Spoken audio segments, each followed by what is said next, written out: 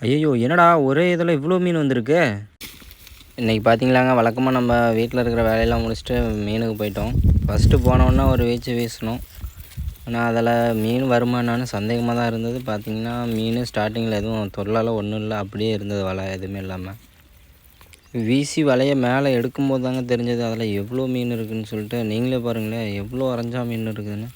இந்த மீன் உங்கள் ஊரில் என்ன மீனுன்னு சொல்லுவீங்கன்னு மறக்காமல் கமெண்ட் பண்ணுங்க மக்களே. பார்த்தீங்கன்னா, வலையகமாக வெறும் அரஞ்சா மீனாகவே இருக்குதே. நம்ம ஒரே கட்டில் ஒரு வலையே ஃபுல்லாக வெறும் மீனாகவே வந்துருச்சு. நம்ம வழக்கமாக பிடிக்கிற இடத்த விட்டு வேறு இடத்துக்கு வந்து போட்டோம். பார்த்திங்கன்னா, இவ்வளோ மீன் வரும்னு நாங்கள் எக்ஸ்பெக்ட் பண்ணவே இல்லை.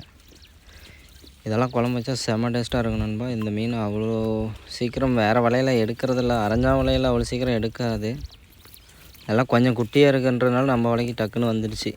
இந்த வீடியோ பார்க்குறவங்களுக்கு யாரெல்லாம் மீன் பிடிக்குன்னா ஒரு லைக் போட்டு சப்ஸ்கிரைப் பண்ணுங்கள்.